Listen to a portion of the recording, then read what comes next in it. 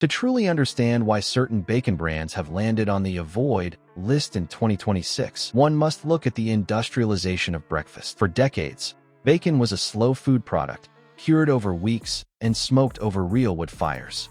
Today, the pressure of global supply chains and the demand for low-cost protein has led to a shortcut culture in the meat industry. This transition has birthed a variety of brands that prioritize shelf life and water weight over the culinary integrity of the pork belly. Quick favor before we move on.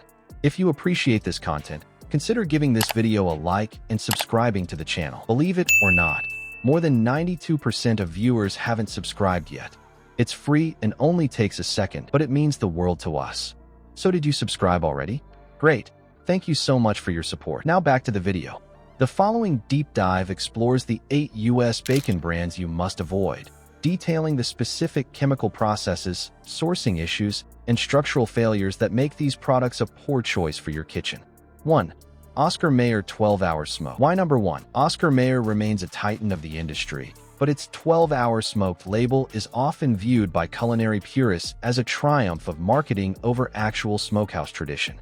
The primary grievance with this brand is the pumping ratio. In the industry, pumping refers to the injection of a brine solution into the pork belly to cure it quickly. Oscar Mayer utilizes a high-pressure injection system that significantly increases the moisture content of the meat. When this bacon hits a hot skillet, the laws of thermodynamics take over. The water must evaporate. This leads to the shrivel effect, where a full-size strip of bacon shrinks to a fraction of its original length, leaving the cook with a pan full of gray, boiling water rather than sizzling fat.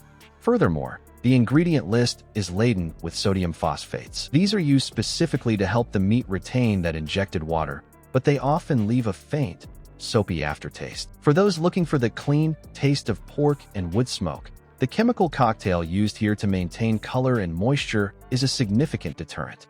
2. Great Value Naturally Hickory Smoked.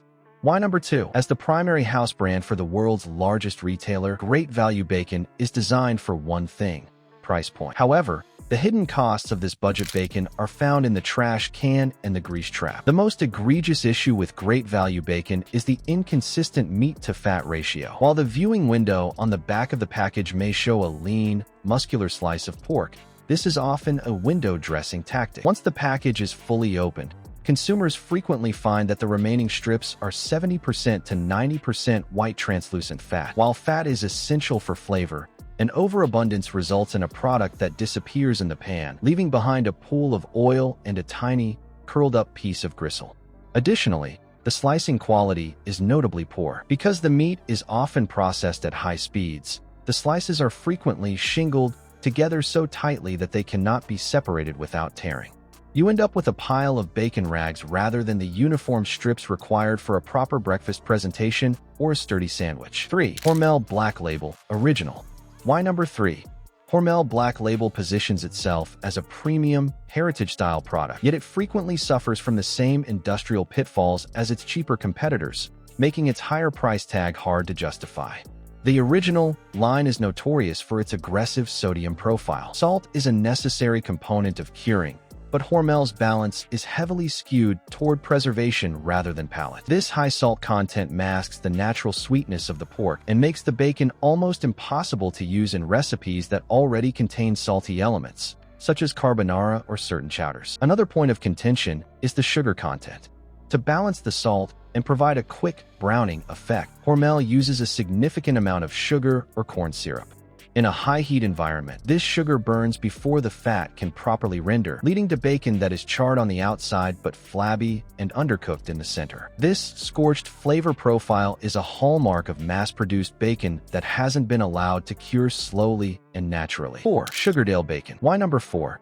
Sugardale is the quantity over quality king, often found in massive 3-pound stack packs. It is a favorite for feeding crowds on a budget, but it fails the test for any discerning home cook. The defining characteristic of Sugardale bacon is its rubbery texture. High-quality bacon should have a distinct snap when bitten, a combination of the crispness of rendered fat and the tenderness of cured muscle. Sugardale bacon often skips the snap entirely, remaining chewy and resilient regardless of how long it is cooked. This is typically the result of a wet cure process that happens in hours rather than days. preventing the proteins from breaking down in a way that allows for a tender bite. Moreover, the flavor is remarkably one-dimensional. There is a distinct absence of porkiness. Instead, the flavor is dominated by liquid smoke, a chemical additive used to mimic the flavor of a smokehouse.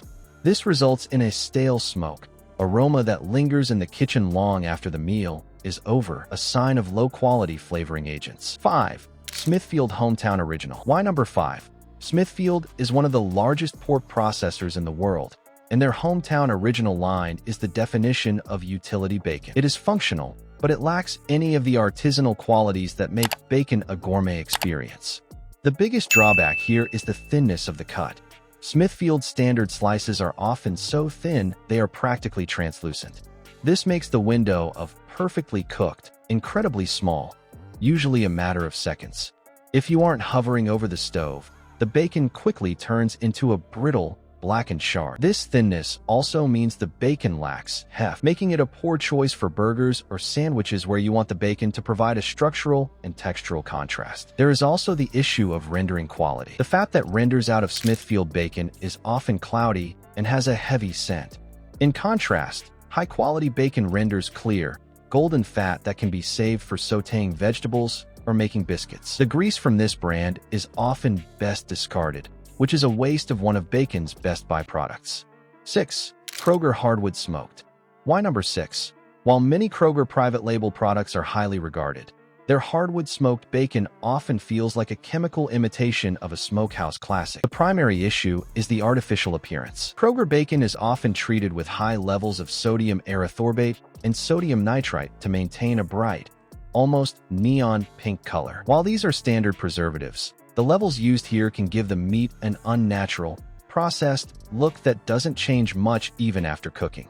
Furthermore, many batches suffer from foaming in the pan. When you see a white, soapy foam bubbling up around your bacon as it fries, you are seeing the release of phosphates and excess water. This steams the meat from the inside out, ruining the possibility of a clean, dry fry.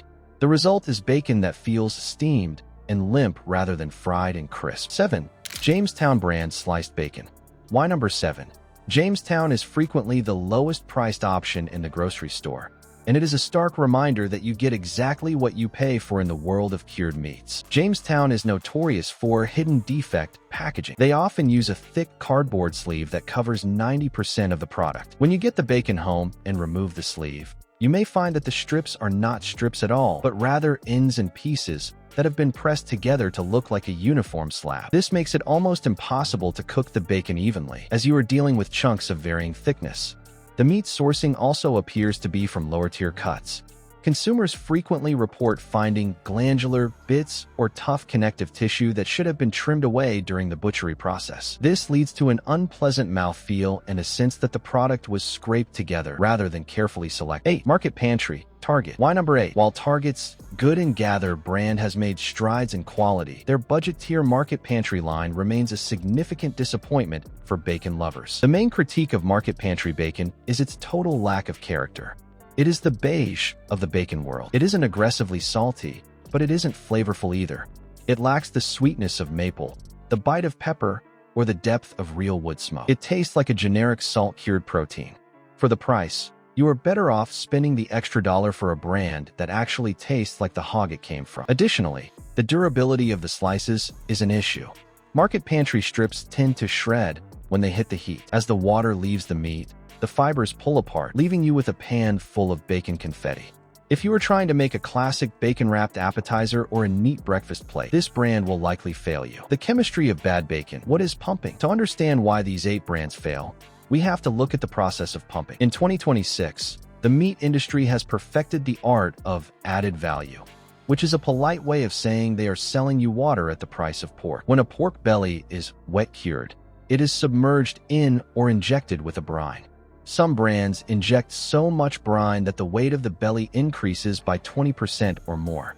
This is why your bacon splatters so much. As the water-based brine reaches its boiling point inside the fat, it explodes out, creating the violent pops and splatters that characterize low-quality bacon. Brands like Oscar Mayer and Great Value are frequent offenders in this category, leading to a cooking experience that is as messy as it is disappointing.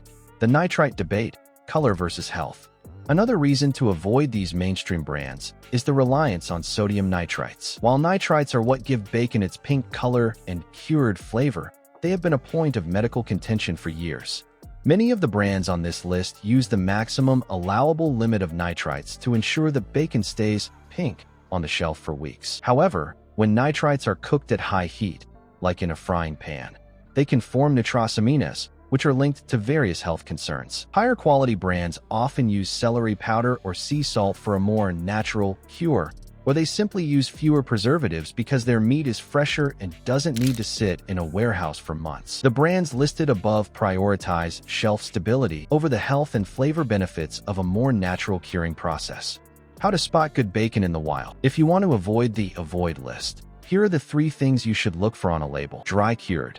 This means the salt was rubbed on the outside and the moisture was drawn out of the meat. This results in no shrinkage and a massive concentration of flavor. Hardwood smoke. Look for specific woods like hickory, applewood, or cherrywood. If the label just says smoke flavor, it's a chemical additive. No phosphates. If you see sodium phosphate on the label, put it back. That is the glue that holds the injected water inside the meat.